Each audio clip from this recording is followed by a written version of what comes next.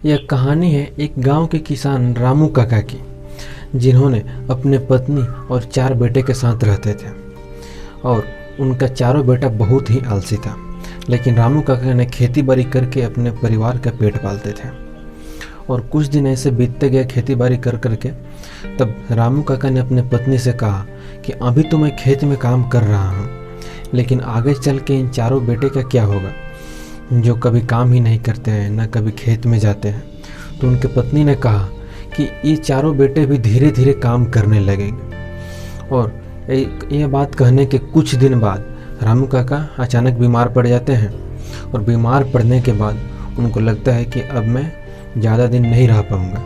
तब उसने अपने पत्नी को बोलते हैं कि चारों बेटे को मेरे पास बुलाइए। तो उनके पत्नी जाते हैं, चारों बेटे को उनके पास बुलाती है। तो उसने अपने चारों बेटों को बोलते हैं कि आज तक मैंने जितना भी धन दौलत कमाया है उन सब को अपने खेत में गाड़ दिया है। और चारों बेटे सुनकर बहुत खुश हुआ कि हम लोग खेत में गाड़े हुए धन को निकाल लेंगे और आपस में बांट लेंगे। और यह बात कहने के बाद रामू काका कुछ दिन बाद उनकी मृत्यु हो जाती है।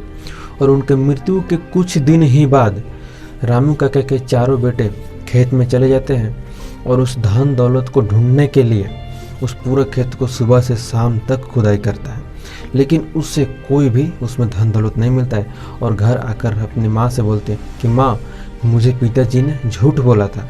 तो उनके माँ ने बोला कि देखो, तुमने सुबह से शाम तक जब पूरा खेत की खुदाई कर ही दिए हो तो उसमें बीज डाल दो। और वह चारों बेटे ने माँ के कहे अनुसार खेत में बीज बो दिया, फिर पानी डाल दिया। और ऐसे करने के कुछ दिन बाद जब फसल तैयार होकर पक गया तो उस फसल को जब चारों बेटे ने उनका आपस में बांटा तो उनको बहुत अच्छा खासा मुनाफा हुआ।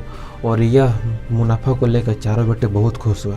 तो फिर उनके माँ ने उन चारों बेटे को बताया कि तुम्हारे पिताजी ने यही धन दौलत तुम सब के लिए, जो खेत है, घर है, मकान है, ये सब इकट्ठा किए थे कमा कमा के। तो चारों बेटे बहुत खुश हुआ। और उस दिन के बाद वो चारों बेटे ने भी खेत में काम करने लगे। और उनके माँ ने ये बात भी कही कि तुम्हारे पिताजी ने यही समझाना चाहते थे कि इंसान को जीवन में मेहनत करना चाहिए, क्योंकि मेहनत ही इंसान की धन और दौलत है। और यह बात सुनकर वह चारों बेटे मेहनत करने लगा और सुख शांति से जीवन यापन करने लगा। धन्यवाद दोस्तों। अगर आपको यह कहानी अच्छा लगा तो अपने दोस्तों के साथ शेयर कीजिए। और अगर आप मेरे YouTube चैनल पर नए आए हुए हैं तो मेरे इस चैनल को सब्सक्राइब जरूर कीजिएगा। धन्यवाद दोस्तों इस कहानी को सुनने के लिए।